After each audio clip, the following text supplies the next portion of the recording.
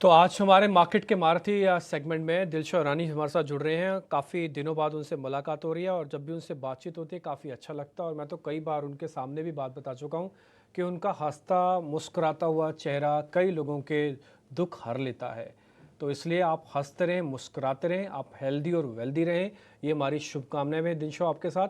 और मैं उम्मीद करता हूँ कि आप हमारे साथ इसी तरह से कनेक्टेड रहेंगे ताकि आपके इंटेलिजेंस का हम भरपूर फ़ायदा ले पाएँ। तिनशा मार्केट इस जगह ऐसी जगह पर आ चुका है कि जहाँ पर अच्छा भी लगता है लेकिन एक फियर भी है मन में। फियर ये है कि अब मैं क्या करूँ? अब तो बाज़ार ऑल टाइम हाई पे है। पैसा लगाने का डर मार्केट के अंदर व्याप्त है। ये भले इंडिया विक्स में ना दिख रहा हो लेकिन आपके और मेरे मन में ज़रूर है, क्योंकि हम इंडियंस हैं, हमें थोड़ा सस्ता और टिकाऊ माल चाहिए होता है, वो अभी नहीं मिल रहा। आपकी कैलकुलेशंस क्या हैं सर इस पे? डिम्पी जी, पहले तो धन्यवाद, इतना बढ़िया इंट्रोडक्शन दिया। और आपको भी हमेशा हंसते रहिए और हमेशा तंदुरुस्त रहिए। दूसरी चीज, मैं जरा ये करेक्शन चाहूंगा कि जी, सीआईओ जी। नहीं, सीईओ हूँ इलियास का। आपने सीआईओ लिखा हुआ वहां पे, ओके, इसलिए जस्ट करेक्टेड नेक्स्ट मैं टाइम। इसको अच्छा। ठीक करवा और देता हूँ सर। थैंक यू हाँ। जी। और एक चीज जो मैं, ये आप बाजार की जो बात की है आपने, तो बेसिकली सबको यही लगता है कि बहुत एक्सपेंसिव हो गया, लेकिन मुझे तो ये लग रहा है कि दुनिया ने हमें रीरेट कर दिया है। दुनिया ने हमें बोला है कि आप बहुत बढ़िया कर रहे हैं, आप बहुत अच्छा कर रहे हैं, और हमें चाहिए कि आप करते रहे अच्छा, इसलिए हम आपके शेयर एक्सपेंसिव भी हो तो भी लेने को तैयार हैं। तो वो, आई थिंक, दुनिया हैज रीरेटेड इंडिया, और रीरेटिंग भी ऑन द बैक ऑफ के डेट इक्विटी, जो हमारी प्री कोविड डेट इक्विटी थी, उससे आधा हो गया। सो हमारी बैलेंस शीट्स आर स्ट्रॉन्गर। और दूसरा, जो रिटर्न रेशियोज हैं वो हमारे ऑलमोस्ट डबल हो गए हैं। बैलेंस शीट रिटर्न रेशियोज की बात कर रहा हूँ मैं। And obviously growth rates also, वो भी अच्छे दिख रहे हैं आगे चल के। आई मीन, मिड टीन्स की ग्रोथ रेट की बात हो रही है यहाँ पे इन टर्म्स ऑफ अर्निंग्स। तो ये सब अगर जो आप देखें तो मुझे नहीं लगता कि मार्केट आपको एक्सपेंसिव दिख रहा है। मतलब एक्चुअली आप इंडेक्स, लार्ज कैप इंडेक्स की बात करें अगर, जो अलग से निफ्टी 50 की, तो उसका forward earnings I think 20-21 time forward earning पे कोट होता है, which is not a bad deal. I mean, आप देख लीजिए, जैसे मैंने बोला, सब कुछ चेंज हो रहा है, इसलिए मिड कैप का भी अगर जो आप आज की तारीख में तो बहुत एक्सपेंसिव है मिड कैप एक्चुअली। मैं हमेशा से बोलता आया हूँ कि वो प्रीमियम जो मिड कैप का ओवर लार्ज कैप रहता है, नॉर्मली 20% रहता है, पर अभी 80 के आसपास घूम रहा है। लेकिन अगर जो आप शायद 30-40 शॉर्ट स्टॉक निकाल दें मिड कैप इंडेक्स में से, जो एक्चुअली 70-80% अकाउंट किए हैं मिड कैप रैली का, तो आई थिंक दूसरे जो बाकी रह जाते हैं, 100 एक स्टॉक जो रह जाते हैं, वो काफी अभी भी रीजनेबल वैल्यूएशन पे है। तो इसलिए मुझे लगता नहीं है कि बाजार इतना वो है। I think the worst case scenario आप देख सकते हैं मार्केट में इज अ टाइम करेक्शन। उसके बियॉन्ड शायद आपको अ, ना मौका मिले। ठीक है। सर, मैं आपके इस बात से एग्री करता हूँ कि वर्ल्ड मार्केट ने गो थ्रू दे दिया इंडियन मार्केट्स को कि ठीक है, आप बढ़िए आगे, आपके यहाँ पे सिक्योरिटी है, इसलिए एफआई सर अपने ऑल टाइम हाई पे हम खड़े हैं। हम एफआई के साथ भी 80% लॉन्ग पोजीशंस लेके बैठे हैं। आज ही मैं डाटा चेक कर रहा था तीन से। लेकिन सर एक चीज़ और भी मार्केट के अंदर आती है, जब हम ऑल टाइम हाई पे हैं, हमारे पास गो थ्रू है, हमारे पास वैल्यूएशन हमको महंगे नहीं लग रहे, लेकिन फिर भी चर्निंग, फिर भी थोड़ा और प्रॉफिट बुकिंग करने की आप राय नहीं देंगे यहाँ पे? आपको नहीं जी लगता कि देखिए, थोड़ा बहुत प्रॉफिट बुकिंग कर लेनी चाहिए यहाँ पे?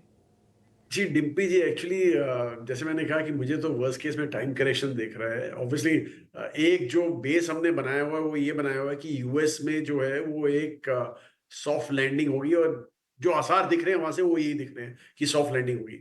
जो आपने बोला प्रॉफिट बुकिंग का, तो शायद आपको अगर जो अच्छे आइडिया दिख रहे हैं, मुझे सी देखिए, मैं एक्चुअली अभी एक डेटा एनालिसिस किया था आपके शो पे आने के पहले।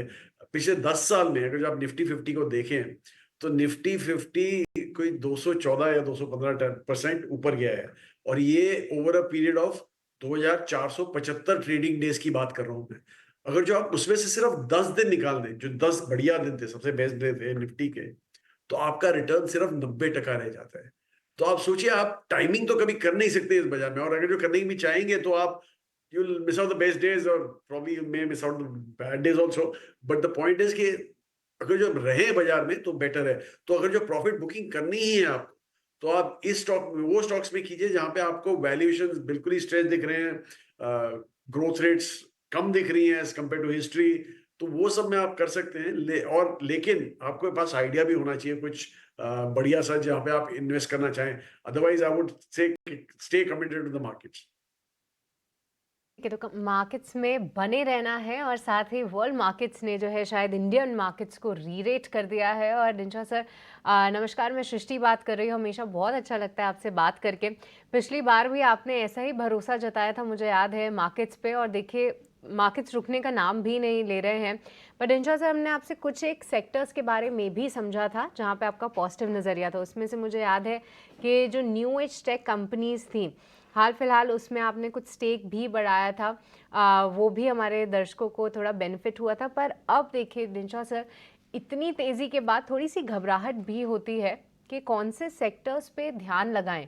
ऐसे में बहुत सारे सेक्टर्स ऑल टाइम हाई पे हैं। आप ऑटो इंडेक्स ले लीजिए, बाकी ब्रॉडर मार्केट में भी पार्टिसिपेशन बहुत है। आपसे समझना चाहेंगे आपका व्यू कहाँ पर अभी पॉजिटिव है और कहाँ पे और भी री रेटिंग आने वाले टाइम में संभव है। बहुत है हमें ऑल द टाइम हमने ये बोला हुआ है कि आप फाइनेंशियल सर्विसेज जो है, बैंकिंग एंड फाइनेंशियल सर्विसेज, वहां पे हमें लग रहा है कि अभी एक नई सी मूव आ गया है, उधर नया मूव आ गया है। बिल्कुल आपने देखा भी है बैंक इंडेक्स काफी हद तक तो खैर नमी है वहां पे, लेकिन हमें लग रहा है कि वो एक एरिया है जहाँ पे आपको ध्यान देना चाहिए। एक्चुअली अगर जो आप कंपोनेंट देखें बैंक इंडेक्स के, शायद 2 या 3 ही स्टॉक हैं जो चले नहीं हैं, जो हैवी वेट थे, लेकिन अदरवाइज इंडेक्स ने बहुत बढ़िया किया है। और आप इंडेक्स को जो परे रखें और दूसरे जो सर्विसेज कंपनीज हैं, जो नॉन लेंडर्स हैं, वो देखें, तो उन्होंने तो बहुत ही बढ़िया किया है। इनफैक्ट हमारा जो सर्विसेज फंड है, वहाँ पे हमारे नॉन लेंडर्स का काफी ज्यादा वेट है हमारे पास, इसलिए हमें दिखता है वहाँ पे मूव्स। तो एक वो है। दूसरा जो हमने पहले बोला था, जून जुलाई में ही जो हमने आइडेंटिफाई कर दिया था, वो था आईटी। हमें लग रहा है कि यहाँ पे भी एक्चुअली एक नया दौर आ रहा है, इन द सेंस के यूएस में जो प्रॉब्लम थे वो सॉर्ट आउट हो रहे हैं। सारी IT companies mainly US facing होती हैं, तो वहां पे भी आप सिलेक्टिवली आप अगर जो बेट लेना चाहे तो ले सकते हैं। हमारे पोर्टफोलियो में ऑलरेडी हमने हमारा वेट बढ़ा दिया आईटी में। देखेंगे आप जब सितंबर के हमारे पोर्टफोलियो डिक्लेयर होगा, अगस्त में तो देख लिया था आपने। तो ये सब जो है, जहां पे आपको दिख रहा है कि वैल्यूएशंस रीजनेबल है आज की तारीख में, in the sense growth rate रख के रीजनेबल है, मतलब आपके ग्रोथ रेट अच्छे होंगे तो आप थोड़ा सा हाई वैल्यूएशन दे सकते हैं। लेकिन ग्रोथ रेट अगर जो नहीं है, तो जैसे एफएमसीजी केस में 70-80 पी पे ग्रोथ रेट 9-10%, हमें नहीं लगता कि वहां पे ऐसा कुछ एक्साइटिंग हो रहा है। तो सामने आपके आईटी है जहां पे return ratios are similar to FMCG, growth rates FMCG से ज्यादा हैं, और वैल्यूएशन जो हैं वो एफएमसीजी से आधे से कम है। सो ये हमें अच्छा लगता है। ऑल राइट, तो ये कुछ सेक्टर्स है जहाँ पे आपको नज़र रखनी है। पर इंशा सर, अब जो है आईपीओ मार्केट में भी काफ़ी एक्शन हम देख रहे हैं। देखिए पिछले 1-2 महीने में ओला इलेक्ट्रिक आया, बजाज हाउसिंग फाइनेंस आया, क्या ज़बरदस्त रिस्पॉन्स मिला है। आप री रेटिंग की बात कर रहे थे, आई थिंक जो रिटेलर्स हैं या जो इंस्टीट्यूशंस हैं इंडियन मार्केट्स में, वो भी कहीं ना कहीं इसमें जोर शोर से जो है इंटरेस्ट दिखाते हैं। पर इंशा सर, अब आने वाले टाइम में ह्यूंडई का आईपीओ आने वाला है, स्विगी का आईपीओ है, उसको लेकर क्या कुछ एक्साइटमेंट है? और क्या आपको ये आईपीओस, क्योंकि ये दोनों ही नाम जो हैं काफ़ी फेमस है, क्या आपको ये एक्साइट कर रहे हैं? जी देखिए, जैसे हुंडई आपने बोला, अगर जो आप कोरिया में उनका पीई देखें तो सिंगल डिजिट पीई होता है वहाँ पे। तो मुझे लगता है वो तो अपॉर्चुनिस्टिक लिस्टिंग है इंडिया के लिए। यहाँ पे वैसे भी कंपनी में अच्छा करेंगे, लेकिन हमें वैसे भी ऑटो स्पेस में इतना कंफर्ट नहीं है। हमें लगता है कि यहाँ पे काफ़ी एक उथल पुथल आने वाला है, thanks to EVs, hydrogen hybrids वगैरह को लेके। तो इसलिए हमें वहाँ कंफर्ट नहीं है। बहरहाल जो दूसरी कंपनी की बात की आपने, अगर जो आप ग्लोबली देखें तो 2 ही प्लेयर होते हैं फूड डिलीवरी बिज़नेस में, और वहाँ पे जो नंबर 1 होता है वो बाय फार नंबर 1 हो जाता है। मतलब it's a winner take all kind of market. तो इसलिए हमें शायद ही कम्फर्ट रहे। देखते हैं अभी क्या वैल्यूएशन में आते हैं, क्या किस बेसिस पे आते हैं, तो उसके हिसाब से डिसाइड करेंगे। लेकिन आज की तारीख में एक्चुअली जो आपने बोला आईपीओ मार्केट, वो इतना हॉट इसलिए है क्योंकि आइडियाज़ की पॉसिटिव मतलब काफी कम आइडिया दिखते हैं मार्केट में, इसलिए जैसे ही कोई नया आईपीओ आता है जो कि हमारे हिसाब से वैसे ही बड़ा हाईली प्राइस होता है, उसमें भी ज्यादा लोग घुस जाते हैं। तो इसलिए हमें इतना आज की तारीख में कंफर्ट नहीं है आईपीओ मार्केट में, दो एक पॉप मिल जाता है आपको आईपीओ में, लेकिन फिर भी हम बड़े selectively we have done our IPOs. ठीक है दिनशो सर, मैं थोड़े क्वेश्चंस को बदल देता हूँ। अब मैं गुडी गुडी क्वेश्चन से थोड़े टफ क्वेश्चंस पे आ जाता हूँ। आप अपने पोर्टफोलियो में से क्या माल निकालने जा रहे हैं, क्या बेचने जा रहे हैं, या दिवाली तक उसको बेच देंगे? आपका हो गया बस, बहुत हो गया, बहुत कमा लिया। तो डिब्बी जी, आज की तारीख में मैं एक्चुअली बताऊंगा भी नहीं आपको क्या बेचने वाला हूँ, कौन से सेक्टर्स बेचने वाला हूँ, क्या करने वाला हूँ, क्योंकि आज की तारीख में अगर जो आप हमें पूछे तो हम काफी सिलेक्टिवली वैसे भी हमने हमने स्टॉक्स ऐड किए हैं हमने हमारे पोर्टफोलियो में।